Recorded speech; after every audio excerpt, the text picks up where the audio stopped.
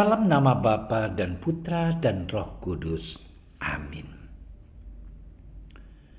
Allah Bapa yang Maha Kasih, kami bersyukur kepadamu atas penyertaan-Mu dalam hidup kami. Sebentar lagi kami akan mendengarkan dan merenungkan firman-Mu.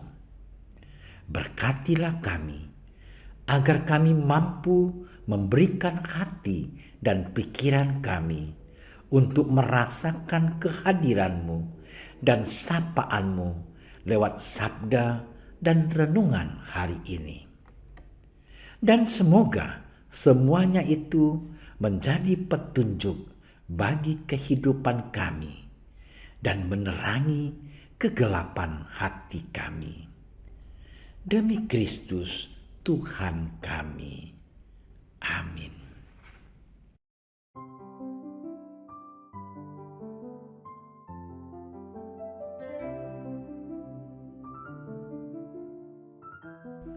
Sekali peristiwa, Yesus mendaki sebuah bukit untuk berdoa.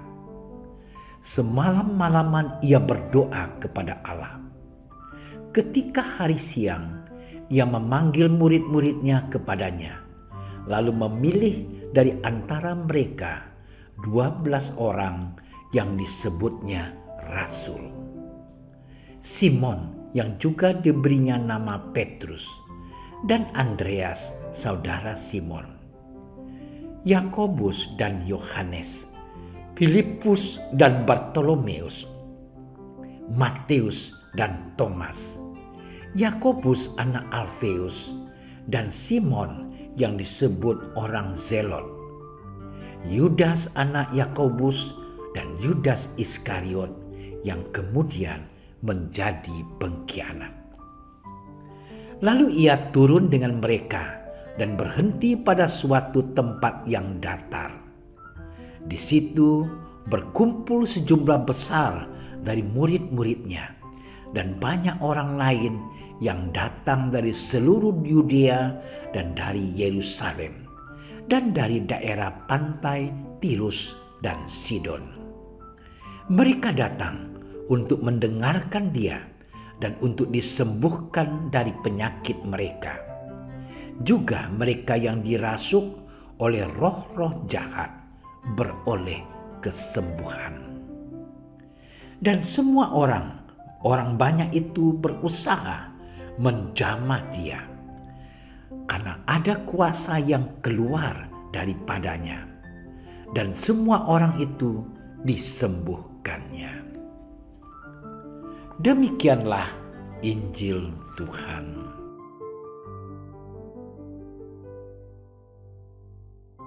Saudara-saudariku yang dikasihi Tuhan, hidup adalah pilihan. Setiap saat kita selalu dihadapkan pada suatu pilihan. Ketika pilihan kita salah, maka kita akan kecewa, bahkan putus asa atau marah dengan diri sendiri. Apalagi pilihan itu sangat penting di dalam hidup kita. Hidup ini berbagai macam pilihan. Misalnya memilih untuk bangun dari tempat tidur dan langsung bergegas mandi, atau bahkan lanjut untuk tidur. Itu adalah contoh sederhana dalam mengambil keputusan. Pilihan itu tentu memiliki konsekuensi bagi diri kita sendiri dan berdampak bagi orang-orang di sekitar kita. Yang lebih sulit dalam hidup ini bukanlah memilih, tetapi bertahan dalam pilihan. Hal senada juga disampaikan oleh Rasul Paulus kepada jemaat di Kolose dalam bacaan pertama hari ini. Agar mereka semuanya bertahan pada pilihan yang telah mereka putuskan, yakni menerima Kristus di dalam hidup mereka. Paulus mengingatkan mereka agar berhati-hati jangan sampai mereka ditawan dengan filsafat kosong dan palsu. Saudara-saudariku yang dikasihi Tuhan, dalam bacaan Injil hari ini kita melihat bahwa sebelum memilih ke-12 rasulnya, Yesus pergi ke bukit untuk berdoa semalam-malaman kepada Bapanya. Yesus memilih ke-12 rasul bukan atas kehendak dia sendiri, tetapi adanya komunikasi vertikal dengan Bapa melalui doa. Lewat doa, ia meminta petunjuk dari Allah Bapa untuk memilih 12 orang yang disebutnya sebagai rasul. Yesus memilih para rasul untuk melanjutkan karyanya di dunia. Kita tahu bahwa tugas para rasul yaitu mengikuti dia, tinggal bersama dia, dan nantinya dapat diutus untuk mewartakan apa yang sudah diajarkan Yesus, serta menjadi saksi kebangkitannya.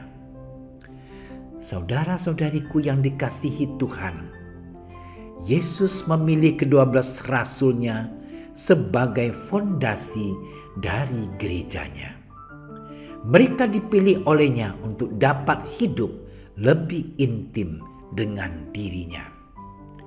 Yesus akan mengajar mereka tentang rencananya yang penuh kasih, tentang bagaimana hidup seperti dirinya sendiri yang hidup dalam ketaatan penuh kepada Bapanya, dan tentang segala pekerjaan yang dilakukannya setelah kematian dan kebangkitannya.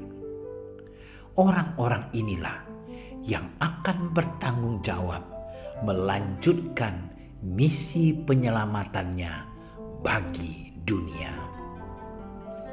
Saudara-saudariku yang terkasih, bercermin dari sabda Tuhan hari ini, kita diingatkan untuk tetap setia menjadi pengikut Yesus dengan meneladan jejak para rasul, yaitu mengikuti Yesus dan tinggal bersamanya, supaya kita dapat diutus untuk mewartakan ajarannya. Tentu kita telah membuat pilihan yang baik saat ini, sebab kita telah memberi diri menjadi pengikut Yesus Kristus melalui baptisan yang telah kita terima. Untuk itu, kita dituntut untuk bertahan pada pilihan itu, seperti yang dikatakan Paulus kepada jemaat di Kolose, yaitu, hendaklah kalian tetap hidup bersatu dengan Dia, berakar di dalam Dia, dan dibangun di atas Dia. Semoga kita menjadi pengikut Kristus yang setia, bermutu, dan menjadi militan.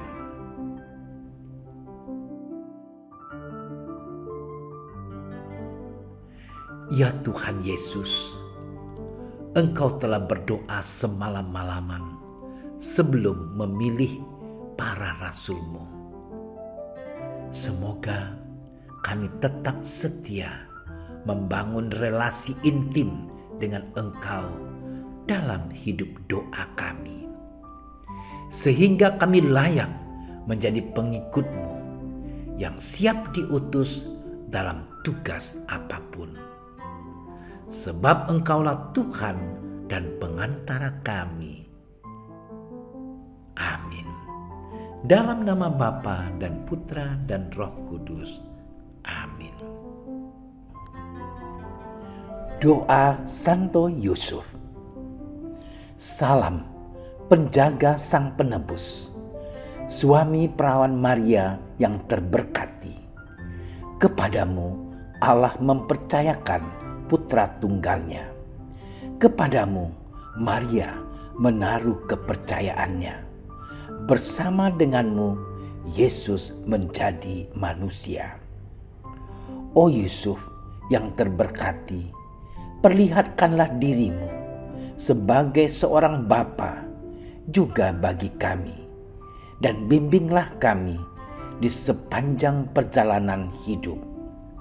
Perolehkanlah bagi kami rahmat, belas kasih, dan keberanian, dan lindungilah kami dari segala yang jahat. Amin. Bapa kami yang ada di surga, dimuliakanlah namamu, datanglah kerajaanmu, jadilah kehendakmu di atas bumi seperti di dalam surga. Berilah kami rezeki pada hari ini, dan ampunilah kesalahan kami, seperti kami pun mengampuni yang bersalah kepada kami. Dan janganlah masukkan kami ke dalam percobaan, tetapi bebaskanlah kami dari yang jahat. Amin. Salam Maria, penuh rahmat, Tuhan sertamu. Terpujilah engkau di antara wanita, dan terpujilah buah tubuhmu Yesus. Santa Maria, Bunda Allah, doakanlah kami yang berdosa ini, sekarang dan waktu kami mati. Amin. Kemuliaan kepada Bapa dan Putra dan Roh Kudus, seperti pada permulaan, sekarang, selalu, dan sepanjang segala masa. Amin. Terima kasih sudah menyaksikan renungan hari ini. Jangan lupa like, subscribe, dan aktifkan tombol loncengnya agar Anda yang pertama mendapatkan notifikasi updatean renungan harian dari Komsos Keuskupan Padang. Dan bagikan ke sosial media agar saudara-saudara kita dapat mendengarkan dan merenungkan firman Tuhan.